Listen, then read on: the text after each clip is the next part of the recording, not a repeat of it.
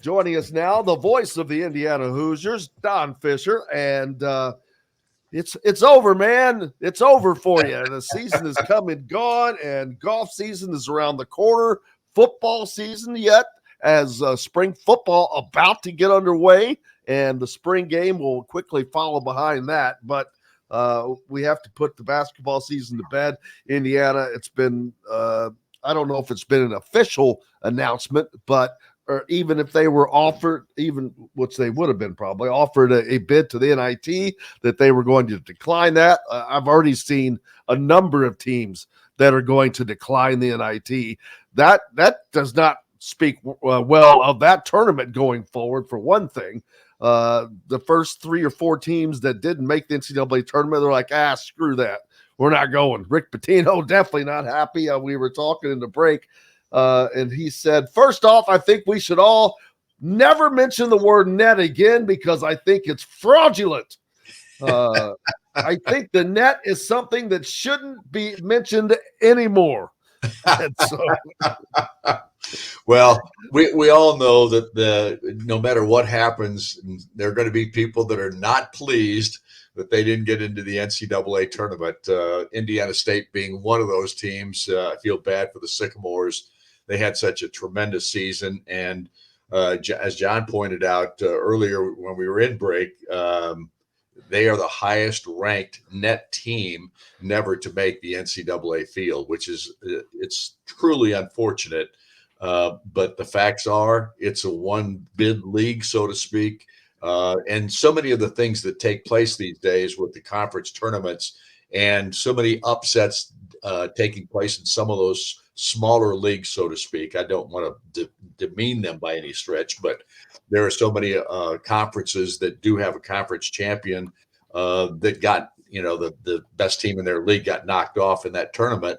And so it takes away spots. And the NCAA tournament, of course, and there's all kinds of talk about expanding it and all those kinds. I think that is the dumbest thing that they could possibly do, is to expand this NCAA tournament. They've already done it with the play-in games. So I just don't see that as being why would you take something that has generated so much excitement and tinker with it so you can make more money, which is going to turn out to be a negative? I got four letters for you. NCAA. Oh, I understand totally. I understand totally. It's the only money-making thing that they have these days. And it's the only thing that they do right. Yeah. Well, and if they expand it, they've done something wrong that will hurt it, I think. I agree with you 1,000%. It's going to hurt the excitement aspect of it. I mean, part of it is not making it. Think about the Indiana State today, how they feel about having not made it, being that highest net supposedly that's never gotten in. So it's part of it. It's the disappointment of it, and it just makes you hungrier if you're a really good program to get in there the next year. So anyway, long story short, I hate the whole thing, but if they expand it, I think they're making a huge mistake. I agree 1,000%. And the next thing, well, I guess we've got to go over quickly before we forget. Indiana won a good game in the Big Ten tournament before running into the buzzsaw that was Nebraska rather, that again just took Indiana apart. And it was nothing different from the other 2 games this season against Nebraska. But Indiana definitely needing some pieces to change and add to their roster.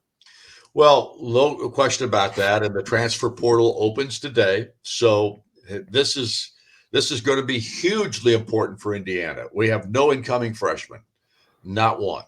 So what do we got? We've got a transfer portal that you can get players out of, and they're going to have to be really, really on top of it in regard to the players that are available and trying to get the ones that are most beneficial and culturally the way Indiana wants to play basketball.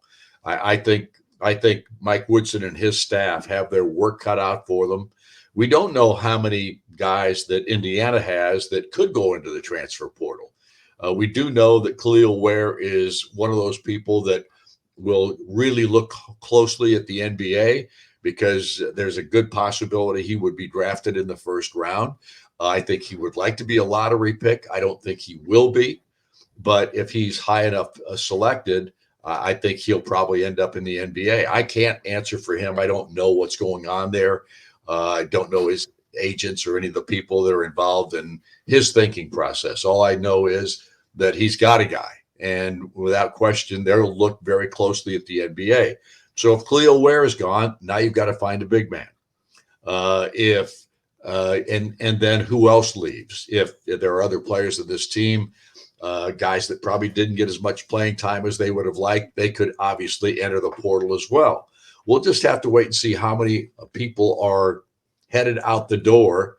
And then how do you fill those positions and where do you get the players to do that? And the portal is the only place they can go. Yeah, there's a couple of guys that I think might put their names into the NBA just to go through that process, as we always say, and those two are Mackenzie Mbako and potentially Malik Renew. Again, if nothing else, just to get the feedback, to talk to the guys in the NBA, to get to play against that talent.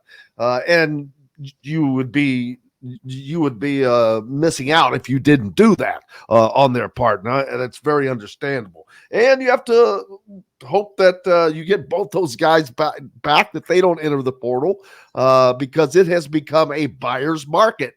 Right. And I hate to use that term or phrase. Oh, it's true.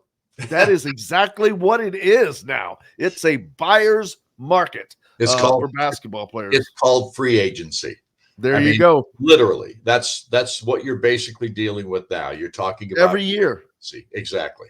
And that's the worst part of this whole thing with the portal, with the NIL situation. I don't think people envisioned this is the way they wanted to have players taken care of, gotten their opportunity to make a little extra money on their name, image, licensing scenario. But that's the way that's the way it's turned out because of the portal itself. So, that's what we have to live with today. And you can say, well, they need to change the rules. Well, they tried to change the rules a couple of times already. They tried to change the rule about more than one time in the portal. And that went down the tubes because of a judgment by a judge. So at any rate, this is what you folks were all fighting for, to make sure that players got paid for what they are able to bring to the table from a name, image, licensing perspective. And now you've got the portal with it, and now you can't close the door. Yeah, my big thing, and I've said this for a while, is they've got to come up with a way. That's great that they're getting paid, but I think that you have to be able to contract them for at least 2 years or something to keep some continuity, to have some understanding of what you're going to have, because the pros do not have the freedom that the college athletes have now. They have more freedom than anybody, and it really hurts the product. Maybe there's people that say, no, it doesn't. It depends on what team you're on. If you had a team that filled up, Iowa State, for example, they were horrible a couple of years ago and quickly have been turned around because of the portal.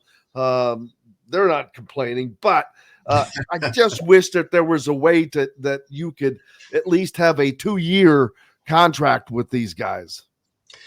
Well, again, you're talking about changing the rules. And the NCAA, based on what we've seen thus far, has no ability to stop anything. They have no ability to deal with what they've got, what they've opened the door with. They have no ability to do that. They can't. They're afraid of lawsuits. They feel like those lawsuits. Well, they keep losing. Yeah, they lose the lawsuits. Exactly. It's a mess, and it truly is a mess, and it's going to hurt college athletics, in my opinion, right down the line. Mid majors are the schools that are getting hit the hardest, because take a look at the Jones kid at Purdue, the Damas kid from Illinois. those guys were at Southern Illinois last year, and now they're at big programs. That program at Southern Illinois got ravaged because of it. And it's like that with all. I mean, every mid-major is going to lose players this year, every single one of them, because the best players on those teams are going to put their name in the portal. And there are guys like Indiana who need those kids. So that's where we're at with college sports. There's just no question about it. And there's a lot of coaching openings, which there always are, but there's a lot of openings here of around close to us, Ohio State, Michigan. Well, no, Ohio State's not open. Jake Diebler got that job. Well, when did that happen? I didn't even see that. Yesterday. I missed that. Yeah. Jake Diebler is the new head coach of the Ohio State Buckeyes. He was the interim coach while, Chris Holtmann let go during the season. And Diebler was named as their new head basketball coach. It was going to be kind of hard not to give it to him. Man, he went 6-1 as the interim coach. Right. Unbelievable run for an interim coach, and congratulations to him as that one's off the market. So it's just going to be wild to watch the offseason now because as teams change, they're going to change, and we'll see what Indiana can add. They are going to have to do a much, much better job of investing in the portal than they did last year, the success, because last year they seemed to put too many eggs in one basket, going after certain guys that if they didn't get, then they had nothing on the backside. So they're going to have to do a better job of recruiting through the portal this year and hit the mark. They have to fill the spots that they need to fill for this team to have success next season. Yeah, I mean, think about if Trey Galloway and Anthony Leal weren't coming back, what they would have to fill. I mean, that would be like Tom Crean in 2008. Exactly. I mean, you're looking. I mean, again, we don't know what's going to happen with Ware. We don't know what's going to happen with Mbako. We don't know what's going to happen with Malik Renew. I mean, all these guys are possibilities for getting out of Indiana, leaving Indiana. They're possibles. I'm not saying that they are. I'm just simply saying those are guys that other people would be looking at this point. So you've got to recruit your own guys, and then you've got to find guys in the portal that can fit what you're trying to do. How about Jalen Blackman at Stetson? 43 points and they make the NCAA tournament, by the way, but 43 points in their conference final for them. Big congratulations to him. Of course, the brother of Jalen Blackman, or James, I think James Blackman, rather, whose father is James Blackman. So but the whole family of shooting Blackmans.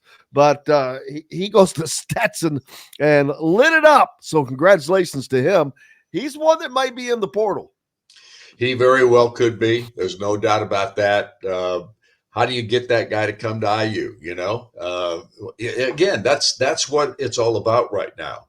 Does Indiana have the draw power at this point to get some of the best players that are going to be in the portal out of that portal and onto their roster? And that's the job of Mike Woodson and his coaching staff. And we'll see how it all plays out because it all begins today.